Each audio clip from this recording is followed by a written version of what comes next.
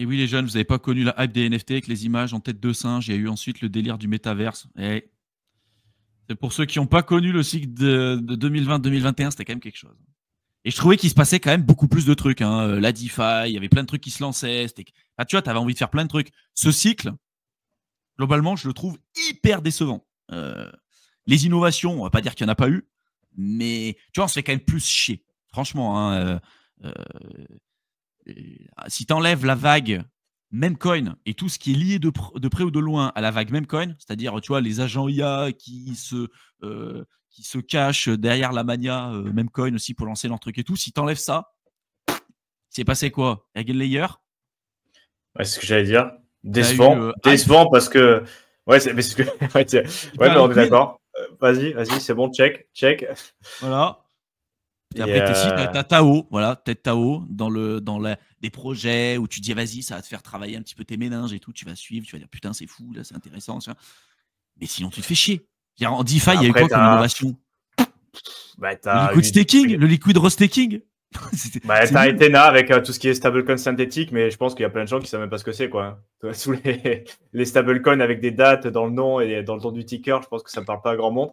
Ouais. Même si ça peut apporter un petit truc, mais c'est grosso modo, c'était pas comme avoir un Uniswap qui fait, tu vois, t'as un Sex, t'as Kraken, t'as Binance, hop, t'as un Uniswap qui arrive. Voilà, ça a apporté des trucs là, ouais, je suis d'accord. Eigenlayer qui, pour le coup, a fait gros flop parce que je pense qu'une grosse partie.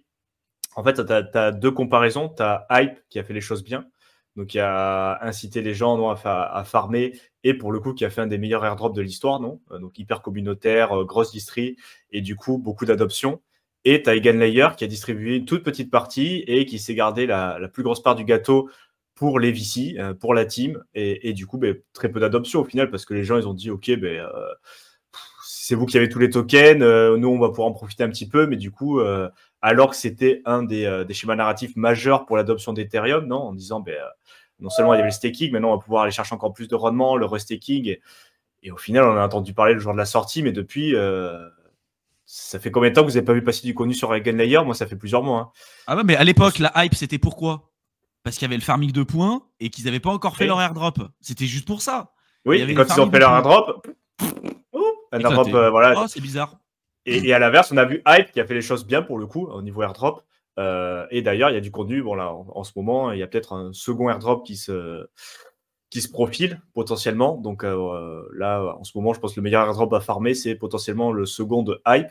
Mais grosso modo, ouais, il y a eu ça. Après, tu as eu des manias. Hein. Tu as eu la mania Memcoin et la mania Agent IA qui était à peu près la même chose. Hein. Alors, Memcoin. Mais en fait, Memcoin, ça. C'est rien passé. Oui, non, mais du coup, c'est full speculation et pour la plupart des gens, en fait, il nous manque un peu pour ceux qui sont un peu plus sur le long terme, sur le côté, quand même, il faut des innovations, il faut un peu de fondamentaux. Bon, on a eu 2-3 petits trucs à se mettre sous la dent, mais c'était pas non plus exceptionnel, quoi. Donc, il y a un truc, il y a un truc, mais pour l'instant, c'est moyennement utilisable. La V4 d'Uniswap, avec les hooks, par exemple, tu vois, les poules de liquidité programmables et tout, ça a été lancé, c'est utilisable, mais pour l'instant, il faut coder en Solidity, les gars. Donc, c'est un peu compliqué. Oui, non, mais on est d'accord. Mais c'est qu'il y a certains trucs hyper techniques qui sont lancés, bon, qui sont hyper intéressants, mais niveau adoption et compréhension, je veux dire, tu auras des pâquerettes. Hein. C'est pas le truc. Tu vois, un DEX, c'est facile. Pourquoi ça a aussi bien marché les mêmes coins? Parce que c'est facile. Tu te connectes sur un DEX, tu télécharges Phantom, l'interface est sympa, c'est très facile, tu te connectes et tu peux commencer à trader. T'as même pas besoin de comprendre les fondamentaux, il n'y en a pas. Donc, c'est facile. Ouais. Quand tu commences à te dire, bon, il faut commencer à télécharger un truc spécial, vérifier le code, si tu as bien téléchargé le truc, il faut rentrer des lignes de programmation. En plus, c'est compliqué à comprendre. En plus, il faut te connecter via API sur les endpoints du DEX. Voilà. Personne va y aller. Donc, oui, pour l'instant, c'est un peu... ouais, à voir. Mais c'est vrai qu'on se fait un peu plus chier. Après, oh, c'est carrément plus chier. Ouais, franchement... Alors, il y a des trucs, ouais, encore une fois, il y a des trucs intéressants et tout, mais en fait, c'est juste que aujourd'hui, la dynamique de marché n'est pas propice vraiment aux altcoins. Vous allez voir que si on a l'occasion de voir une vraie alt season, vous allez voir que ça va péter très vite, très fort, et que là, il va se passer des trucs. Alors, ça partira tout de suite dans tous les sens. Il y aura des fausses innovations en veux-tu en voilà, mais au moins, il se passera quelque chose, quoi.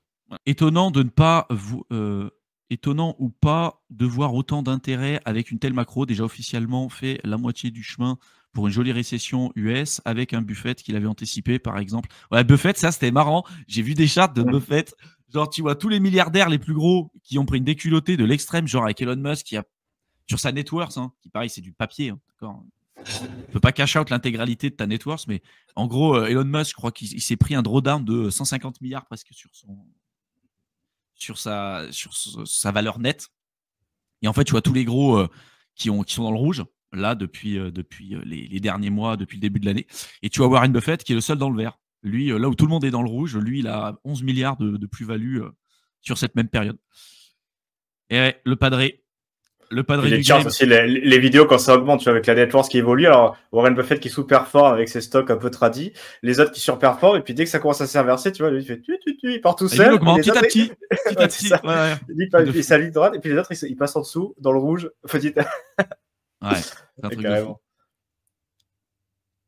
Mais après, pensez que les récessions aussi, on les saura a posteriori. Hein. C'est aussi une donnée qu'il faut avoir en compte. On dit toujours, on va arriver sur la récession, on va arriver sur la récession. S'il faut, on est déjà en récession. C'est juste qu'au niveau des données qui sont prises en compte, c'est du retard. Que ce soit le PIB, mais aux États-Unis, le produit intérieur gros, GDP.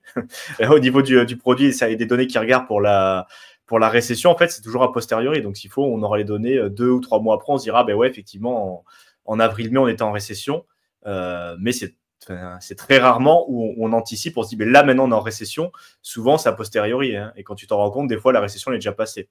Même si ça peut durer, mais il y a aussi ces données-là, quoi. C'est déjà pricé. Ouais, comme une bonne nouvelle, très souvent, quand tu l'as, elle est déjà pricée. Et à l'inverse, quand tu as des mauvaises nouvelles, elles sont déjà pricées. Ou alors, tu es déjà en train d'anticiper ce qui pourrait arriver de pire. Là, par exemple, c'est pas dit que si demain on dit on est officiellement en récession, qu'il n'y ait pas une baisse, qu'il n'y ait pas un truc, mais je suis pas persuadé qu'on va perdre 80% de valorisation sur le marché parce qu'il y a déjà eu quand même un sacré bain de sang, quoi. Et à l'inverse, quand on va vous dire que la récession est terminée, exactement comme a dit Théo, bah en fait, en général, le prix il est bien plus haut. C'est pour ça que les news, il faut se méfier. Crypto Radio qui disait, t'as raison Thibaut, c'est à se demander comment interpréter ces patterns là quand je disais les environnements à faible volatilité, mais tu peux pas les interpréter. Tu peux pas. C'est. Tu veux, parce que c'est juste un pélo solo, un mec, et des fois on dit c'est une grosse whale, c'est un mec qui a des infos. Il y a des mecs qui ont vraiment beaucoup d'argent, et on l'a vu sur.